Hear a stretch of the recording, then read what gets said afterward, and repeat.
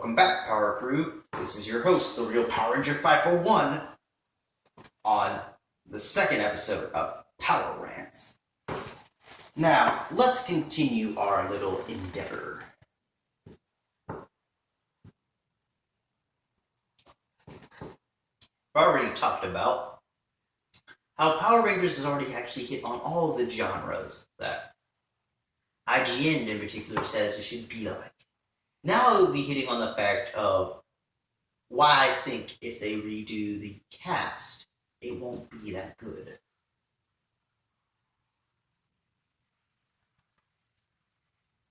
Let me begin. There are many shows that have had remakes and very successful franchises, I might add. Now, the only ones that come to mind, unfortunately, are ones that are horror films.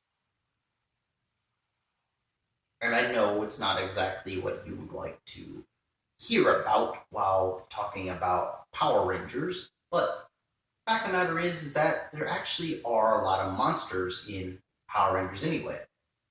So this also brings up the fact, will it be bringing back people that have played some of these monsters or voiced some of these monsters to come back and be them? That is one of the questions, which I believe will be true, because I definitely think having newer people voice these older creatures might not go over well. Because compared to what IGN thinks, there are a lot of younger kids that have watched MMPR. They failed to realize MMPR had a remake during the year of 2010. So that means, yes, all kids that have been born before 2010, or have been at least 5 years old when 2010 was, know of what MMPR is. So really, the whole people that have the whole nostalgia 20 years ago, that nostalgia factor still technically has hit some kids. Not saying 2010 was the best one of MMPR, because it had those cool comic book effects. But Saban, or Disney, or whomever, showed all the episodes from MMPR season 1 to 3 in a row. So a lot of kids have actually watched MMPR and know what MMPR is. And that was done before Samurai was announced. So, well, actually, was done before Samurai was released, or first episode was shown. Now, when they say that the audience wasn't too big for it, I don't believe they really understand the fact that a lot of the people that have watched the show, in particular me, I watch it, okay? I change the channel just to watch part of it at my grandparents' house here and at my grandparents' house on my mother's side. The family will actually sit down and watch it. They are not bored with it, actually. A lot of people aren't bored with it. When they watch it, they actually see what it's about. They see giant explosions, they see blaster effects, they see a lot of things that a lot of shows don't have. Or they do have, but they're like a cartoon. But this is real live action. Real people.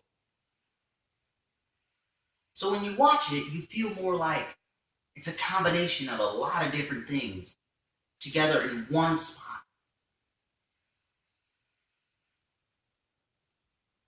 So what does that mean?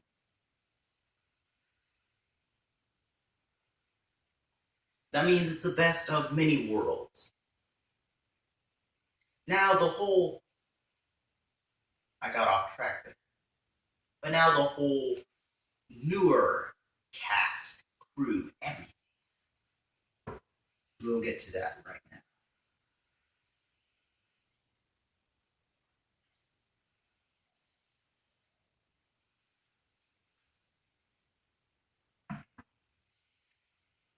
Newer people playing these older characters.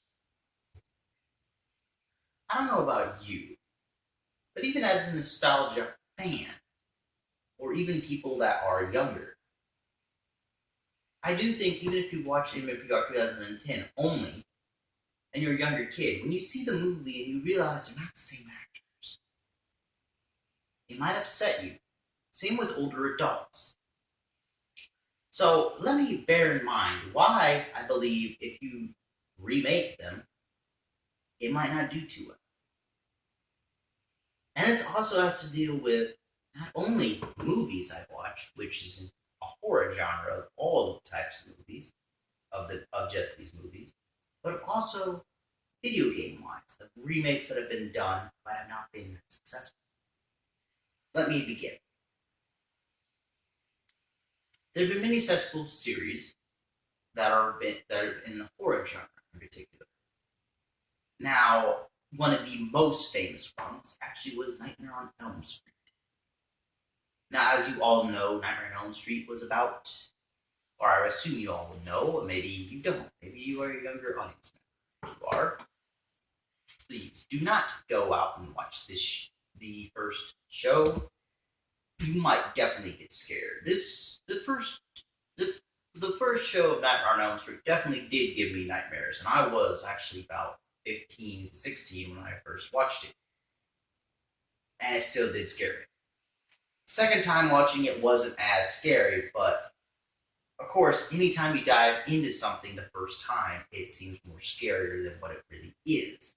Then I rewatched it and I saw how very unique and intricate the whole movie was. It was great.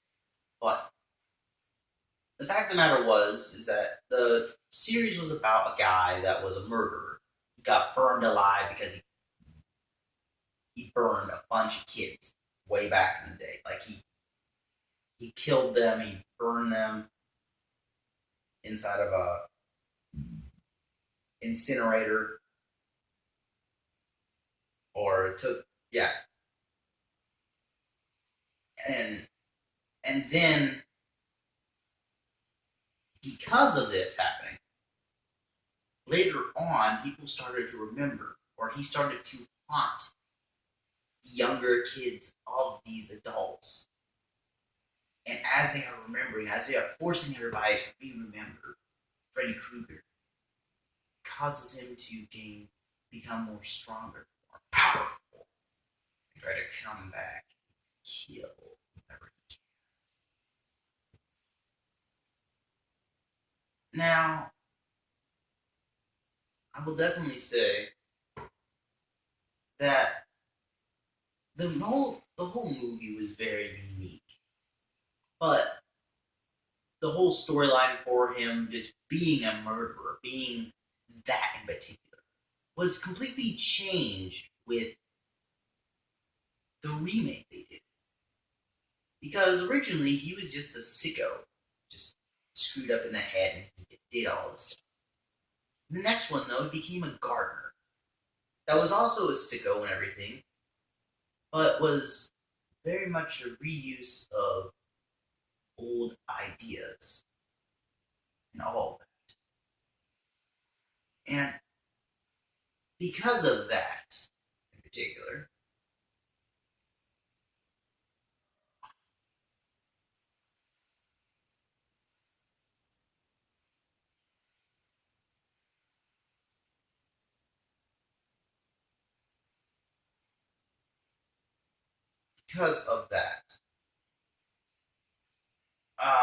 it didn't do too well. Because it definitely felt more like a rehash of the original, and making him a gardener, of all things, a person that would kill people.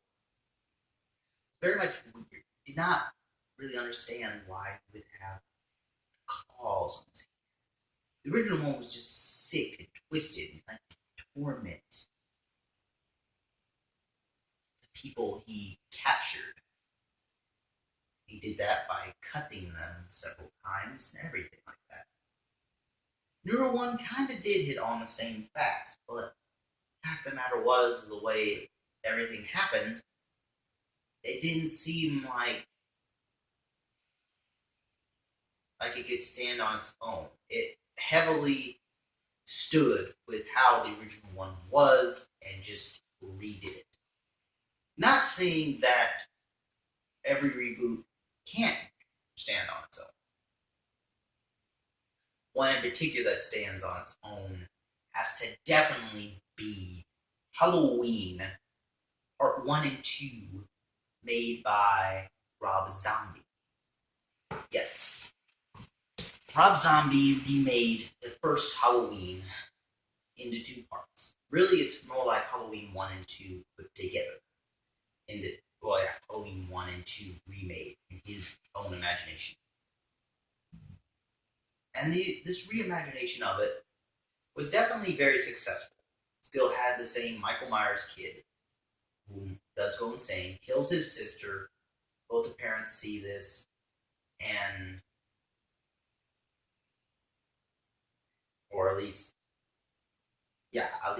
one parent sees this, not both. But he does go to an insane asylum. He gets trapped in there for several years and gets out later on, starts killing people. And then he eventually meets his long lost sister and tries to kill her. Same deal happens with the whole remake. But the difference is, though, the remake reiterates many things the first one did, but explains a more broader spectrum of what happens with Michael, the character. Basically the main character. Not saying that his sister isn't the main one, but really you watch it for the slasher, the killer, the murderer of all these horror films. You always watch it for that character.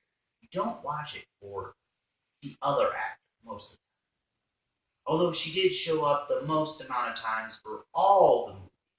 So I can definitely say I would heavily recommend watching it just because she is in it. This actress has also gone on and done many more things, but that's not the point.